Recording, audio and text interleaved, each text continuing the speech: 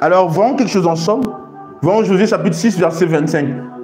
C'est très important de pouvoir revoir ça. Josué chapitre 6, verset 25. Alléluia. Amen. Josué laissa la vie arabe, la prostituée, à la maison de son père et à tout ce qui lui appartenait. Elle a habité au milieu d'Israël jusqu'à ce jour, parce qu'elle avait caché les messagers que Josué avait envoyés pour explorer Jéricho. Verset 26, qui nous intéresse. Ce fut alors que Josué jura, il parlait, en disant: maudit soit devant l'Éternel. Écoutez, Josué fait quoi? Josué ne prie pas à Dieu. C'est ça le pouvoir des décrets. Il est conscient de son autorité. Il sait qu'il parle comme étant un juge dans l'assemblée de Dieu. Ah, qui me suit ici? Donc Josué parle et prend l'Éternel à témoin. Aïe, aïe, aïe. Il dit: ce fut alors que Josué jura en disant: maudit soit devant l'Éternel l'homme qui se lèvera pour rebâtir cette ville de Jéricho. Il en jettera les fondements au prix de son premier-né. Il dit: celui qui ose rebâtir, il va mettre les fondements. Le prix pour les fondements qu'il va mettre là, c'est quoi? C'est la vie de son premier-né. Et il en posera les portes au prix de son plus jeune fils. Qui me suit ici? Donc celui qui doit rebâtir Jéricho doit perdre deux de ses enfants, le premier-né et le plus petit. Aïe, aïe, aïe, aïe, aïe, aïe, aïe. Écoutez, maintenant nous allons plus loin, des années après. Quelqu'un va décider de rebâtir Jéricho. Quelqu'un me suit ici? Allons-y dans...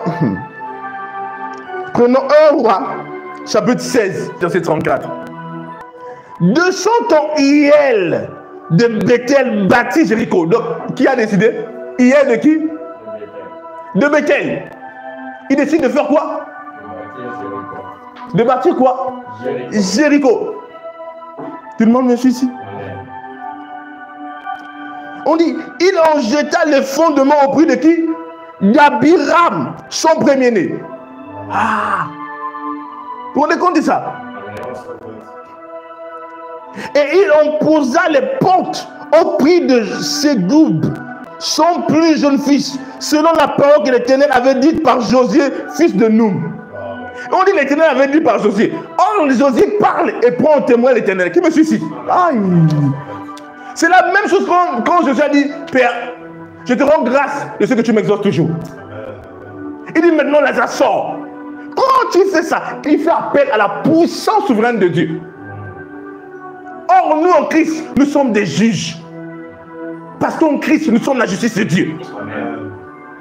Nous avons l'autorité absolue. La seule autorité qui est au-dessus de nous, c'est l'autorité de Dieu. Après Dieu, directement, c'est nous. Et je peux même vous choquer. Nous sommes dans l'autorité de Dieu. Amen. Ah, qui me suit ici. Amen. C'est grave.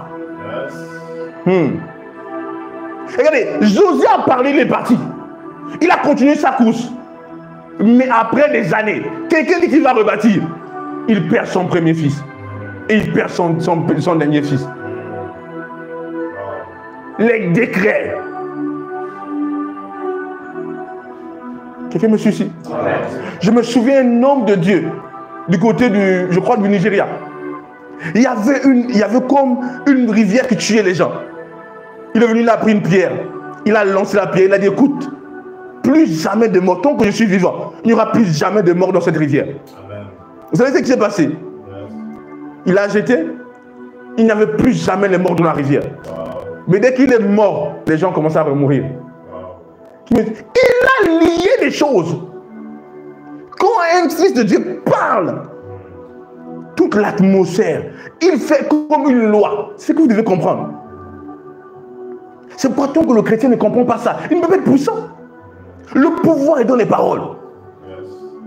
Il dit: tout ce que vous lirez ici-bas sera lié dans les cieux. Et ce que vous délirez ici-bas sera lié dans les cieux. Quelle autorité! Mais les chrétiens parlent moins. Et vu que les chrétiens parlent moins, ils ne mettent pas en exergue les mouvements angéliques. Je vous assure, écoutez ce que je vous ai dit. Écoutez bien. Quand Dieu me parle de ce message, non, je sentais une crainte dans mon esprit. La crainte était que c'est fini. L'enlèvement est bientôt. Pourquoi? Juste ce message que je donne là, je ne vais pas dire ça. Même si je devais transfigurer, être enlevé et partir, j'ai fait quelque chose de grand pour la révélation des fils de Dieu. Quelqu'un me suit ici? Mais je ne partirai pas. Juste à l'enlèvement. Alléluia. Parce que c'est le plus glorieux message que les enfants de Dieu, s'ils ont compris, c'est fini. Ce que vous voyez à l'église, je vous dis, confessez la parole. Je dis quoi? Confessez la parole. Je disais hier à une soeur, la soeur me disait que dans certains endroits, il y a des chrétiens qui sont, il y a le message, mais ils sont pauvres de prospérité. J'ai dit, écoute, si un chrétien, il y a un message comme celui que j'enseigne là, et est pauvre, c'est que c'est clair. Il ne pratique pas le message. Et s'il croit qu'il pratique, c'est qu'il n'a pas compris le message. Il ne sait pas comment pratiquer. Je vous assure. Parce qu'il n'y a que l'indiscipline qui peut te priver de cette gloire. Le message marche.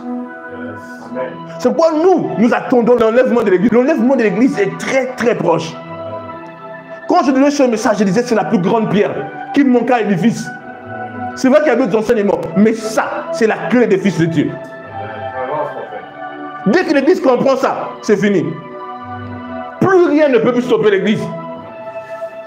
Pourquoi les chrétiens sont faibles? Ils ont abandonné les réalités fondamentales de la chrétienté et de même la spiritualité.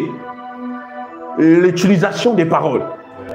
Dès qu'un peuple maîtrise l'art de parler, c'est fini. Dès qu'un peuple ne branche plus en parole, c'est fini. Pourquoi voulez-vous que le premier don, qui est un signe, quand le Saint-Esprit arrive en vous, vient dans votre esprit, quand il vous remplit, c'est parler les nouvelles langues.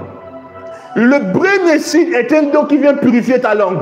Ah, qui me suit ici? Amen. Et qui vient communiquer le feu à ta langue. Est-ce que tout le monde me suit ici? Amen.